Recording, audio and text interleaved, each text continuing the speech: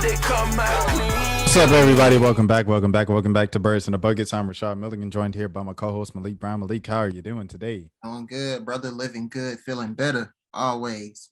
I heard it. And we have a special guest in the building, all the way up in IU in Bloomington. What the heck is going on, Mr. Jack Trees? That's the correct pronunciation of the last name, Jack? It's Tresh, but super Tresh. close. That was terrible. I'm a Hey, terrible person. hey, no, it's not worse than trash though. I've gotten that a bunch of times. So Yeah, people did that on purpose because there ain't no way with an E that you said trash and you know the English language. right, yeah. The thing I wanted to tell everybody is this video is not brought to you by Trash and it's not brought to you by Trees. It's brought to you by Tresh and it's also brought to you by Prize Picks. Prize Picks is the simplest fantasy sports game on the market. It's simple and easy to win.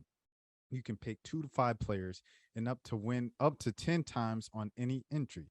Prize Picks is slick and easy to use and can be found on the App Store and Google Play. You sign up using code ASU, and that's initials for not Arizona State University, not Augusta State University, but for Atlanta Sports Unlimited. Once again, that's ASU. After you sign up, Prize Picks will match 100% of your initial deposit up to $100.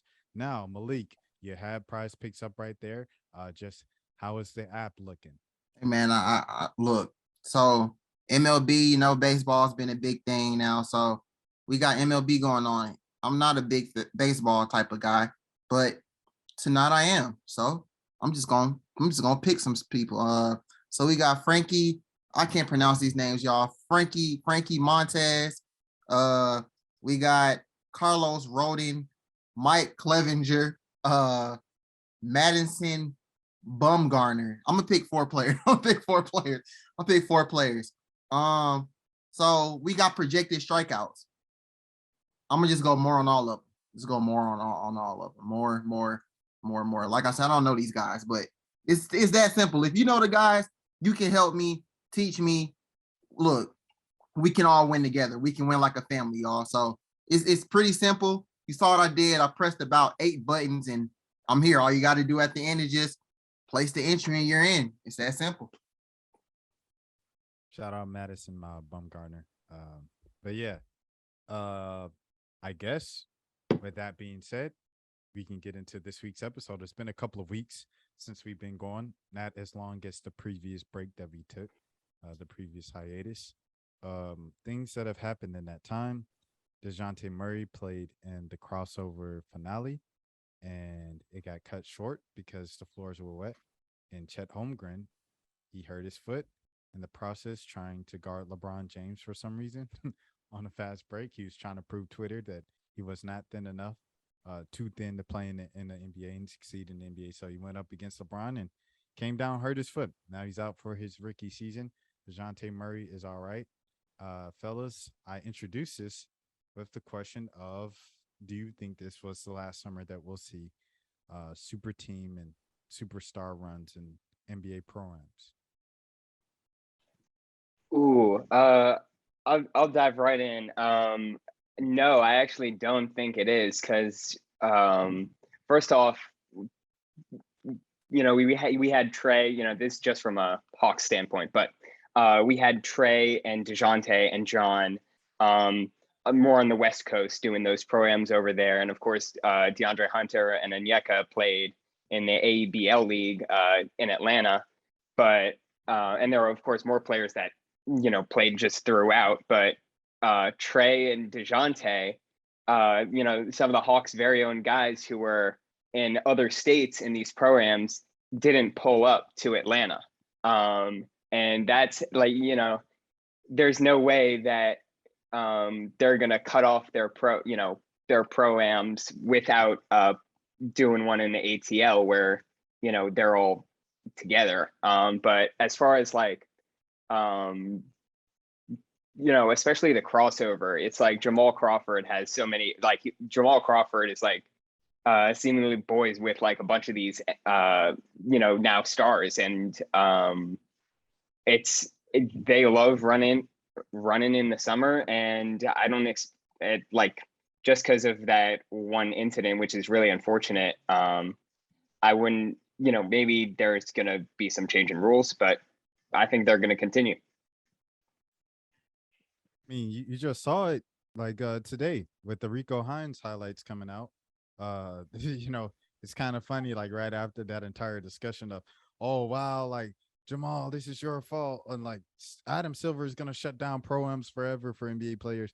And then like 2 days later, you see Steph Curry, Trae Young, the entire Toronto Raptors, Paul George, and all those guys out there, Rico Hines.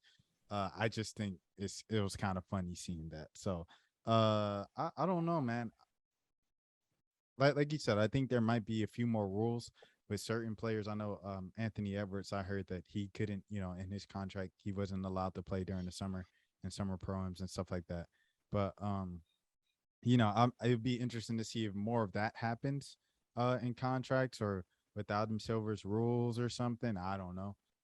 But I don't know. It'd be very interesting to see. I hope not, because I like what it is, and it's become a bit commercialized this past summer with the NBA taking like licensing rights of highlights and showing broadcasting the games on the NBA app and stuff like that. But as long as it's free, I think it kind of keeps the innocence of it all. And the reason why you do it is for the kids and just the people, basketball fans in general, who can't always necessarily afford NBA tickets or to go to an NBA game and stuff like that. So I hope they don't take it away.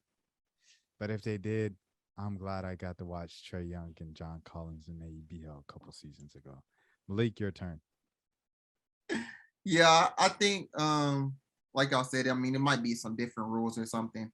But I don't think he's gonna stop. Like, I mean, these players played all summer, and it was just that one time, that one time something just a freak accident happened. I could see if it was like in that same game, like another person or like two more people, then we gonna talk. We got something to talk about. But it was one person. We already knew the situation with the floor. Like I said, these players be playing all summer. Like we didn't see Jamal Crawford's, Rico Hines. Like everybody goes to Rico Hines. I haven't heard anything about an injury there yet. This summer.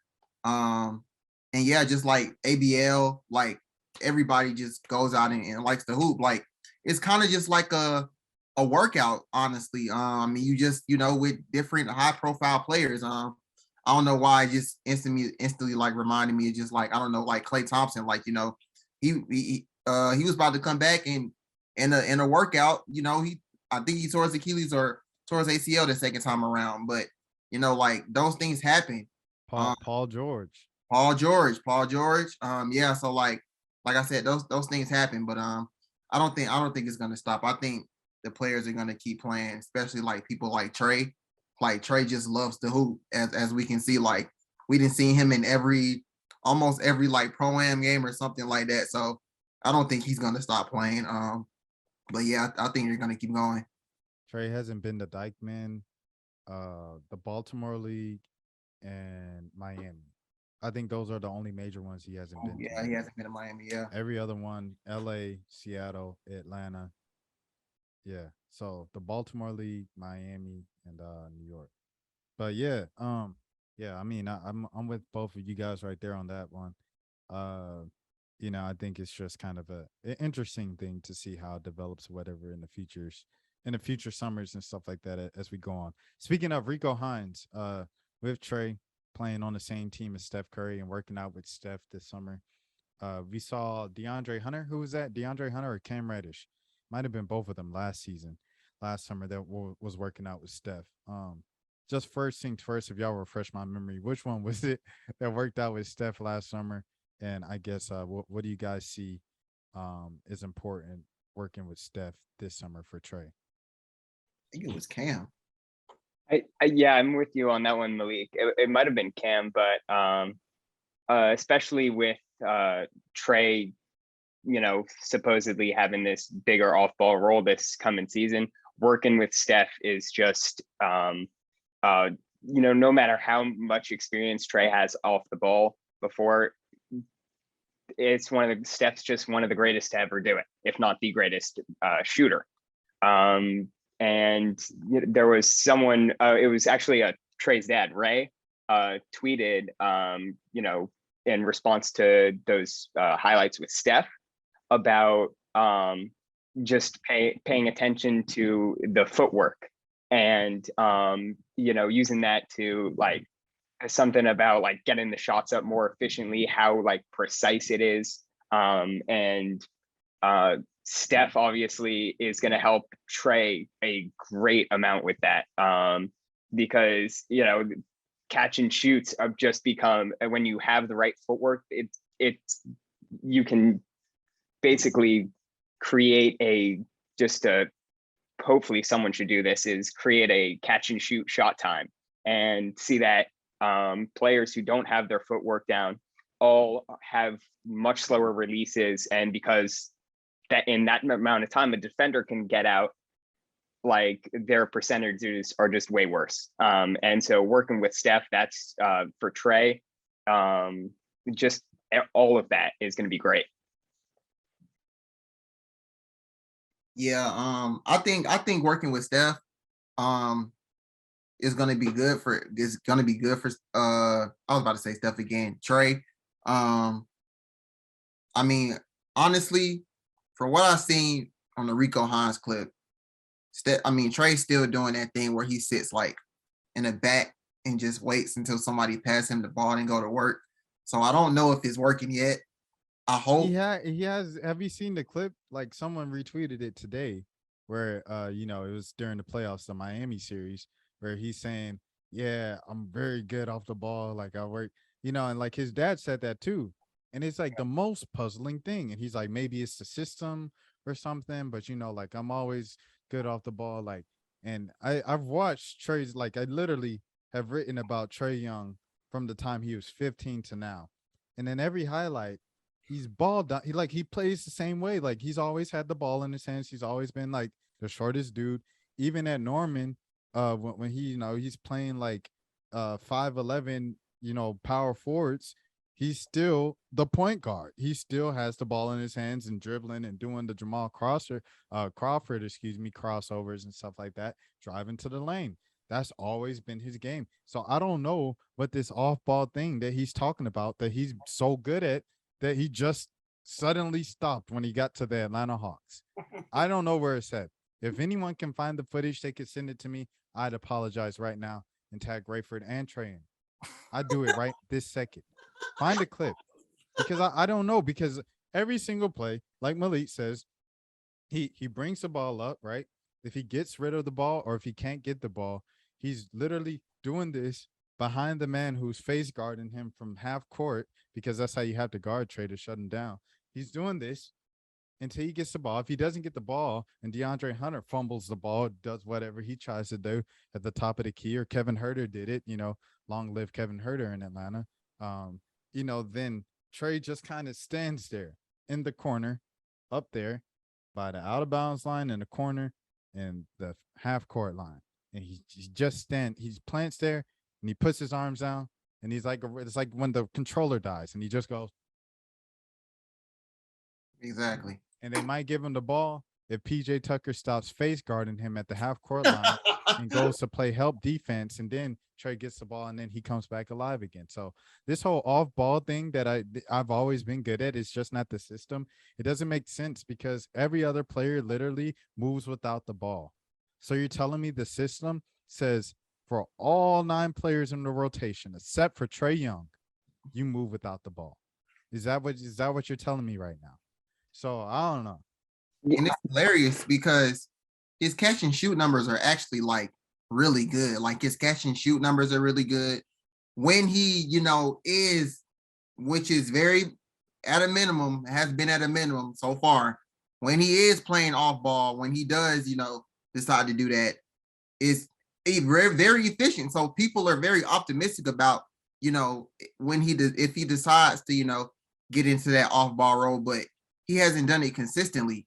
So now you got Dejounte Murray, who another ball handler who the Hawks needed, have been, praying for. You finally got him. So now it's like Trae has to play off the ball. Like he has to play off the ball now. I feel like it's kind of inevitable. Like he has to. because I mean, Dejounte is really not much of a threat as a shooter. But he can handle the rock. He can do, different things with the ball. So having a dynamic player like him with the ball in his hand should just open the court up for Trae.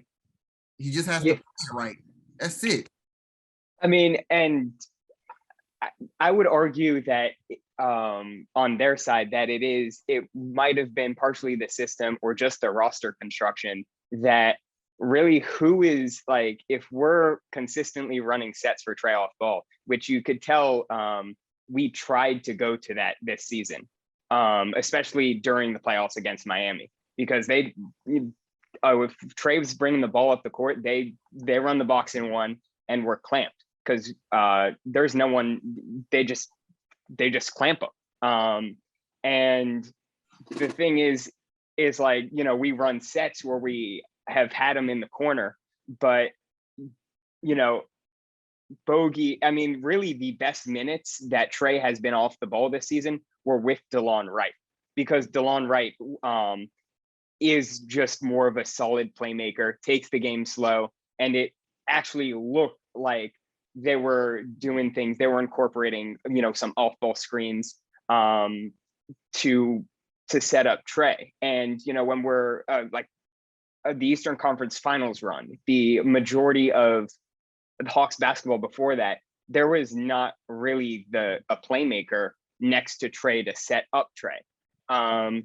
Right when we had like Alex Len and whatever back then, that sort of gave us, and they weren't putting that much pressure on the Trae John pick and roll as they are now, but they're we're still just relying on Trae being on the ball. The Eastern Conference Finals run, like game one of against the Bucks, was just all spamming that pick and roll and cooking Brook Lopez in drop coverage. But that's not happening anymore. So it has to change. And like, even go to the Portland game, there's a play that I've heard, like there's a bunch of Hawks fans that go crazy about this one play because it was just like a big flash, was that elevator screen. It was like an elevator play, because that was a close game that we ended up losing, but quick shot, Trae got it up and drilled it. And it was an inbounds play and a set play, but we're going to have to incorporate into our system. And Kyle Korver is going to help this, by the way. Just Trae, and this is also Trae has to do some of that movement off the ball, but he's probably not been moving off the ball because it originally wasn't intended for him to be off the ball. Jack, that's an amazing point that you brought up about Kyle, because I literally forgot, A, he was on the staff, and then B, like, just how much Kyle Korver moved. Like, like Kyle Korver, like, constantly. Like, it was like he was just a cardio man out there, just running. And I mean, another guy that you think of, I think one of the first people I think of is Rip Hamilton, and then Steph and Kyle. Like, those are kind of like three of those guys who are constantly running. Like, everybody knows Kyle is out there for one thing on offense, and he still finds an open shot. And you're like, how did he find himself? It's because he's constantly moving, and they're constantly setting off ball screens for him, everything like that. Millsap was setting off ball screens, Horford, all those guys. You know what I'm saying? So to have something like that for Trae, I think having Dejounte opens that possibility up more, which they've kind of been preparing for and talking about all summer. Now let's see what happens next month. Camp starts next month. There's no more summertime and chilling by the pool and say we back in camp. So when y'all back in camp, you really have to see, if these guys really did what everybody was saying. The concerns, I think, for the Hawks this season are all warranted. I think they're all warranted. You have less depth, and then you have Dejounte, another ball dominant kind of guard, with Trae, who is a ball dominant guard. And even though he brings you defense, he's not necessarily known as the best shooter naturally. So it's kind of like you have another slasher. You guys already had a bunch of like DeAndre was a slasher. Collins, of course, rolls a lot. Clint can't shoot anything outside the paint. So I mean, like, of course, like it's already kind of clogged up. Everybody slash, and you lost your guy like Kevin Herter, and you lost your guy like Gallo out there catching, shooting, whatever, to kind of spread the floor every now and again and give a little bit a difference. You drafted AJ Griffin, but how much is he gonna play? We know how Nate is with rookies, and he's coming off of having plastic knees. I think the whole thing is just very I don't know. I think all the concerns are warranted. People have asked them about it all summer, and they said, "Oh, we're not going to worry about it. We're a bunch of hoopers. We'll figure it out." Hoopers hoop. All right, that might have worked when you were with Mo Can and EYBL and AAU circuit when you're 17 years old. I don't know if that's going to work against LeBron James, PJ Tucker, and Joel Embiid. So let's see. I don't know. Yeah, I mean, that's facts right there. It's like it's a two-way street. Both ends got to put in to make it happen. Bogey is huge. Bogey is huge this season. He can't be sometimes I'm on, sometimes I'm off. He can't be I'm hurt this week. My shot is off because I'm playing through it. Like, he's got to be on. He's got to be on all season because there's no Kevin Herter, there's no Danilo Gallinari, and AJ Griffin ain't gonna play because he's a rookie. And Nate McMillan isn't ages. So I mean, it just Bogey's got to step up, and he's got to kind of be the Bogey that signed the contract and everything like that. He's got to be that 82 games for the Hawks to have a chance, or not even 82 games. I'll say 70 games. He's got to be that for 70 games for the Hawks to have a chance to vastly improve this season.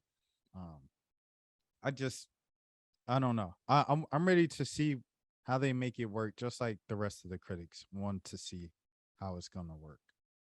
Yeah, I mean, and even going back to that, or I'll start with Bogey because I feel like he just has the space now. I mean, with Gallo, when Bogey or initially when we transferred him back to the bench and put Herter back in the starting lineup, it was just beyond clear that Herter was better up there next to Trae, and Bogey could really do his thing on the bench because playmaking was actually being a more ball dominant playmaker, which he could not do next to Trae, was just one opportunity he got on the bench. But then with training camp, it's going to be interesting to see. Like, I would, even though we're going to see staggered minutes of Trae and Dejounte, I would love to see training camp footage of them being on the same team, and then maybe Bogey being with like Onyeka and Jalen Johnson and some of the other guys to see how that really all bench unit, if not, maybe you throw like JC or Dre in there, but just how that works. Yeah.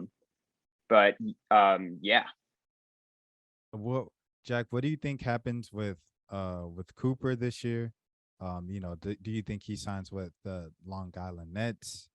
Does he end up eventually, maybe a team doesn't sign him for a while and College Park picks him back up? And what do you see with Tyrese Martin? Yeah, Tyrese Martin this season. So Sharif is like, that's a great question. I'm not really sure.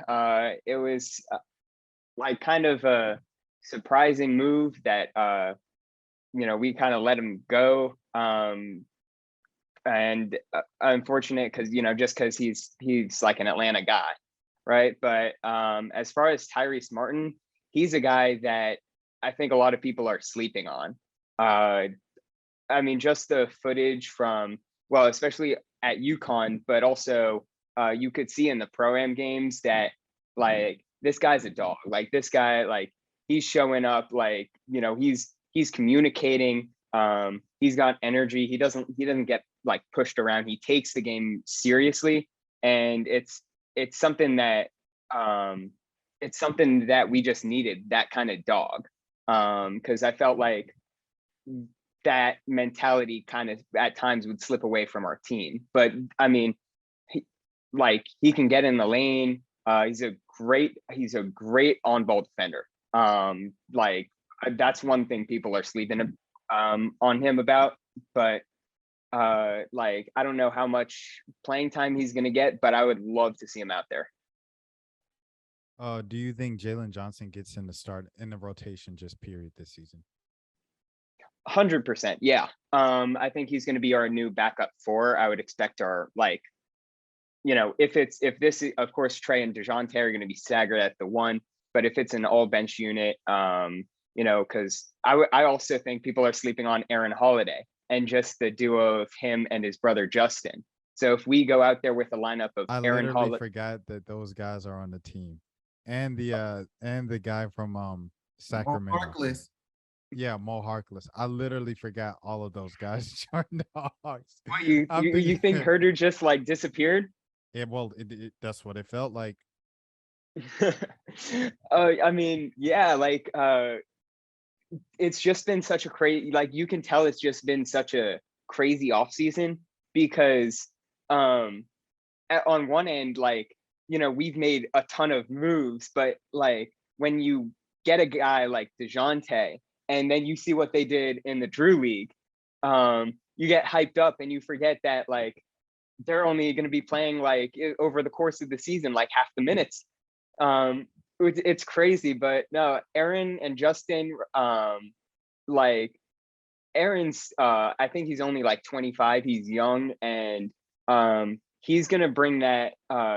Not exactly like DeLon, because he's more of a true point guard than DeLon was, but he's gonna bring some of that, like, kind of just like, sneaky, smart, like, baiting the passing lanes, just kind of like high IQ winning plays that, yeah, like the ones we saw from DeLon. So if we get Aaron Holiday, Bogey, Justin Holiday, Jalen Johnson at the 4, and then Onyeka at the 5, with the playmaking of Aaron Holiday and Bogey, because I think those will go together well. Aaron Holiday is just also going to be a better off-ball shooter than DeLon was. I mean, percentage-wise, DeLon was great, but he doesn't have the quickest release. His shot's not getting up as fast. Aaron and his brother Justin, they're shooters. They're shooters. They're going to let it fly. And for that matter, like, Bogey is too. And it's going to be a great dynamic because then you put 2 kind of young slashing type bigs next to him, Jalen and Onyeka. And you know what? Onyeka might be letting it fly too. He said he's as in a shot, but yeah, I think that's going to be a nice unit. What do you guys think? Did Onyeka shoot at AEBL? I know it was a lot of dunks. I don't know if he. So in warmups, I've been working. Actually, I have a 5-page Google Doc of notes right now, of Onyeka's shot from just like the videos that have been assembled like this off season. So there's, like, the one overtime video of him just like catching, stepping into threes, and he was drilling them there. Then there was a workout with I think it was one of his coaches at USC, maybe it's one of the trainers put together a mix, and there's like a couple good views of the jump shot. And then during warmups at AEBL, he took 2 corner threes. He didn't make them, but I was standing right there and got great videos of them. And like, it was like he took the first one, he was there in the corner, and then someone in the crowd said something, and like he got that look on his face. He's like, "Oh, I got you. And immediately went and took another one. And it's gonna, like, he didn't shoot in the game, but it was still like, it's something I feel like Hawks fans are just anticipating this season, because there's no real way of knowing how it's going to look in the game. We just have these off-season videos, mostly of him just drilling them. Dwight Howard with the lethal shooter in 2016. I think Right? everybody Yeah. has PTSD from that one. At Georgia Tech, he's clapping and Dwight shooting the free throws, and he's making 100 in a row. It's like, man, this man Dwight Howard is about to be a beast, man. I think he like shot like, he probably only had like 16 attempts or something, but I think he shot above 50% from 3 this season. Yeah. He was actually making them this season. I don't know how he was from the free throw line, but he was making them threes. Yeah, the 3, yeah. Yeah, Dwight. And then I'll always stand on the fact Dwight Howard didn't have a bad season in Atlanta. Like it wasn't a bad season. He just like wasn't, I guess, you know, I don't think he, I guess, was the best player, a franchise player for a championship contender anymore at that point. Maybe that was it. But yeah, Malika, anything on your end with Anyaka's jump shot or anything? I hope. I mean, I feel like Anyeka is the type that, if he say he gonna do something, he gonna do it. So, and I mean, we didn't seen like Jake said, we didn't seen the footage already. We didn't seen some footage of him putting some shots up. So, yeah, I just hope he doesn't go crazy with it. I feel like the coaches gotta give him the green light to do that too. Like, can't just be shooting jumpers. Like, so but yeah, I mean, but if they see improvement, if they see, him working and things like that, I feel like he'll get the green light eventually. But I I don't always forget expect to Frank see any like Kaminsky's also on the team. yeah. Yeah. Yeah. Like half the team, I forget. I'm like, oh, they added him. They brought okay, yeah. Yeah. Very forgettable backup unit. Yeah, definitely, yeah. Definitely. Respectfully, guys. I mean, like Jack said. I mean, what do you do when Trae throws? What did that happen? Trae throws it out to Dejounte. Dejounte doesn't look and throws it off the like. You know what I'm saying? Like when they do that, it's very easy to forget the other 12 players on the roster. All due respect to you, to the 12. That's what we need to call them, the 12 disciples. 12 I mean, we disciples. haven't even mentioned like Clint Capella yet, and Yes. he even like megged a dude this season and threw down a dunk. So I mean, I don't think we're gonna be seeing that from him in the season, but like you never know. He's got friends that play soccer. I know that. I learned that about him this offseason. I don't know if he worked on his jump shot. We saw the picture, of course, of Trey like tapping him and like talking to him in workouts and stuff, and people made little memes and jokes about that. But I don't know. I think it'd be very interesting to see a healthy Clamp from the beginning of the season, a healthy Bogey from the beginning of the season.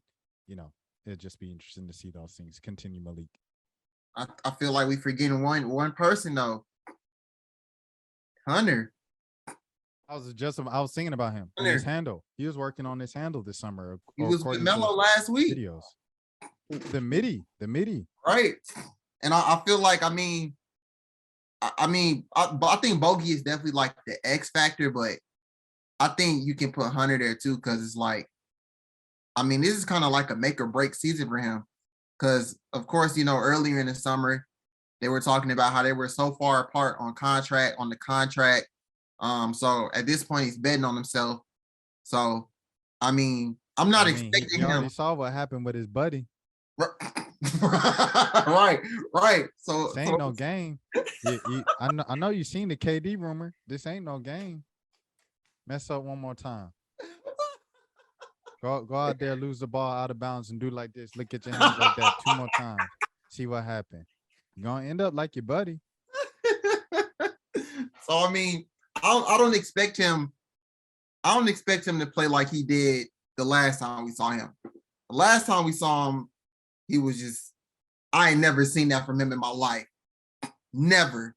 And he did that in ABL. He was dunking on them 5'6" dudes. I'm like, oh man, this man DeAndre Hunter can't miss. This is the best player in the world. I don't expect that player, but I do expect him to play better. This has to be like his best season. He has to go back to, was it what, 2 seasons ago, before he got hurt during that season.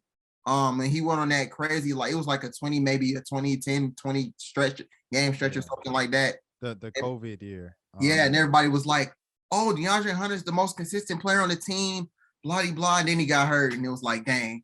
But if he can get back to at least that, I think the Hawks have a very, very good chance. Like, I feel like everybody now kind of has them like, oh, they're a playing team. Like, oh, they're like 6 or 7. But if Hunter plays like real good, I can see like 4 or 5 seed. You know who's off season? Wait, I'm sorry, Jack. Who's off season? I'm discouraged by the Charlotte Hornets. I mean, they were a team that was like you said, if people said the Hawks are a playing team, the Hornets have always been like in there with the Hawks.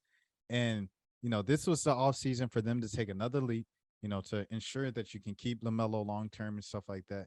And what do? The only thing you did was just lose one of your key pieces. He does what he does legally, what I'm saying, allegedly speaking, accused of, and he's off the team. So now what happens? You have the same team without one key, and I don't know if Trez is going. I don't know what Trez is going. What's going on with him? Like I just don't know. I think that's the team. I think I saw this thing of Kimba was talking to them for a possible reunion. Um, I think at this point you just kind of look for any hooper you can find. Colin Sexton. I think he's the best player available. Why not? There's a long list of free agents that could really not like completely move the needle, but definitely help any team, any of the 30 teams in the league. And Charlotte, if I'm Charlotte, I'm taking a look at that list, making some phone calls, but yeah, like Charlotte, I mean, the Hornets, it's like, you hope Mark Williams is gonna, help, because they've been for a couple years lacking some depth at the center position. But yeah. Oh, and then with DeAndre Hunter, it was actually also this season, like before the wrist injury, he had he was looking like really solid. He had that game. Of course, I'm bringing up the Brooklyn game, but where I think he missed like one or two shots, had like 26 points, and he was looking at like fantastic. And then you take into the fact that we're just going to be a better team with Dejounte, and DeAndre Hunter, I think, can benefit so much from that because of all the pressure that's not only going to be on Trae and Dejounte now, but is also going to be, if we're still running a bunch of pick and rolls, whether that's Dejounte with the ball or some way to integrate Trae back into that, that those draw a lot of pressure to then John and Clint. And DeAndre Hunter is just going to have a ton of room to operate. It's great to see him working with Melo, getting into that footwork, a bit of the handle in the mid-range game, because like that's always been one of his most just underrated traits, skills, the mid-range, and how he doesn't have to be this crazy like tween hezzy going all over the place, like snatching ankles, right? Yeah, to like score. He's like he has one of the best pump fakes in the league, in my opinion. That might be a kind of bias, but like he's so patient, and people don't understand that. Like it's kind of like LaMarcus Aldridge in a way. Just give him a second down there, he's going to find a way to get a bucket, and that's that. It's that simple, but at the same time, it's complicated because we got to figure out how to integrate that. But yeah, I'm excited to see DeAndre, especially after like all this work he's been putting in. I'm trying to think of just the team in general. Oh, shout out to Elizabeth Williams, former Atlanta Dream legend. Um, a rough ending for her. She's now in Washington. Washington, I thought they were gonna make a run in the playoffs. They didn't. They lost in the first round. They got swept, actually. But let me think of anything else before we wrap up here. Fellas, is there anything else that you guys wanted to add, but before we wrap things up this week? All right, cool. All right, Jack. This is what we did last off season. We haven't done it all off season this year because we had pretty much repeated guests. So since you're a new guest, we will ask you in the off season, who is on your Hawks Mount Rushmore? And salute to Jalen Rose, who said Mount Rushmore was a terrible thing to refer to in sports because they're all just white dudes who pushed off the natives and black people. But okay, not using the words Mount Rushmore. Who's your top 4 Hawks of all time? Top 4 Hawks. Wow. Okay, like no question, Neek's got to be on there. Just like, yeah, I like that. Like, I shouldn't need to say much about that. Dominique's on there. Like, see, if we're like, this is where it gets tricky because are we looking for favorites or are we looking for like best? Like just Yes. we're talking about best. All right, so that and kind of most impactful to the city, right? And the team In the franchise, yes. in the front. Yep. Okay, so then number 2, put Trae Young on there. Just this is like the Hawks like have not been this like, you know, since Dominique have not been this kind of like part of Atlanta culture. I hate to say that, but like Trae, like what Trae's doing here, yeah. So Neek, Trae, wow. I was not expecting this, y'all. So Neek, Trae, like, you know, you can make arguments for like Bob Pettit because like technically he won the franchise a ring, Doesn't but count. like St. Louis does not count.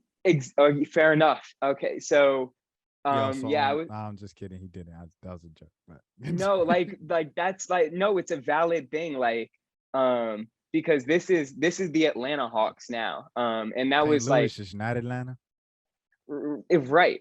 And it's just a new era. So no, Bob Pettit doesn't make the cut for me. I'm gonna have to go with. I'm gonna have to put Paul Millsap on there. Like, just like hear me out. A 4-time All-Star. Like, you know, I know there. Listen, I still have one more slot, but I know like there's like, you know, you could put Lou Hudson, you could have put Dikembe. Joe Johnson might be 4, because we're getting there. I'm just doing like a double check, but Millsap, like, Pete Maravich. I'm just throwing out a name for you. yeah, I mean, see, the thing is it's like Pete Maravich wasn't just like an all Atlanta only guy. Like he went to the Jazz too. And as far as like just kind of impact on the franchise, I don't know that I really don't know. Like he just to me it seems like he's been a bigger part of like Utah Jazz history because that's when you like the pictures I've seen of him. There's not many videos. The pictures I've seen of him is always in the Jazz jersey. But yeah, so Millsap though is like he was a solid piece of our like just team, like really like, you know, the years after you know, before we like drafted John, those years he carried us to the playoffs. Like So Millsap over Horford. yeah, and like I feel like that's a hot take, but I'm sticking with it just because I Millsap don't wasn't know. a snake. Right. Yeah, I felt like it went bad with Horford towards the end. You know, I don't remember if it was him or is like someone in his family like made the comments about His the Atlanta dad. crowd. Yeah, his dad, like, and like, you know, and then he goes to Boston. It's like at the time that was kind of like yeah, so Arch I'm nemesis. Millsap. Right. So then number 4 has got to be ISO Joe. Just like, I mean, man's a bucket. Gave us some like great memory. First off, sorry to like Josh Smith, Dikembe, all of them. ISO Joe is like probably the quietest 7-time All-Star ever. And didn't all of those come with the Hawks? I think he made one with Brooklyn. One with Brooklyn. Yeah, he might have made one with Brooklyn. Yeah, but like ISO Joe, that's like, you know, he's clutch. He just is like I wish he was more iconic in Atlanta sports history. I love seeing him down. That he opened up a yoga studio. He's down at ABL, but He just I did would. the thing at Oh the United game. yeah. Oh, facts. You know, he's still like he's I don't know if he's done playing, but he's still being here and part of Atlanta culture. Honorable mention, Kyle Korver, believe it or not. Not best, but like, I mean, he was I mean, that might be a personal thing. I feel like Kyle is probably Kyle.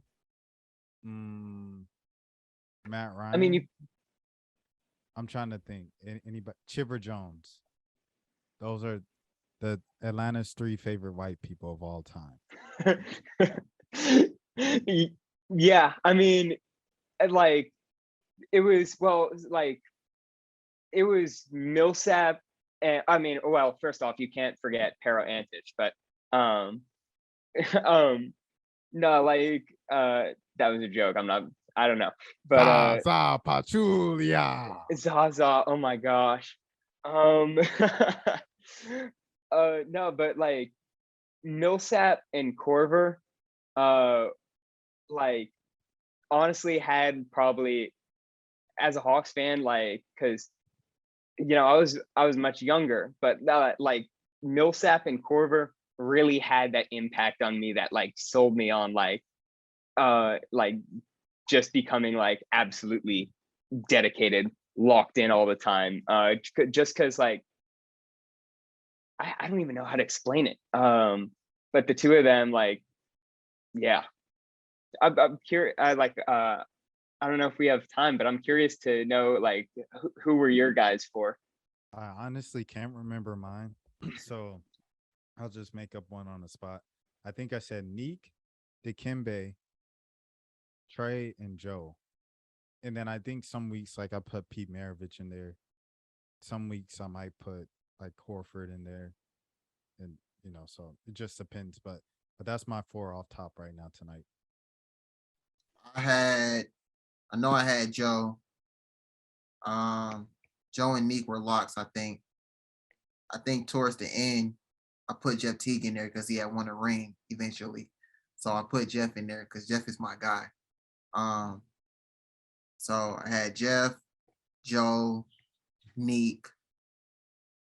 I may have had Al too. I don't think I had put Trae in yet, but I'm gonna pencil in Trae right now. I'm gonna pencil in Trae.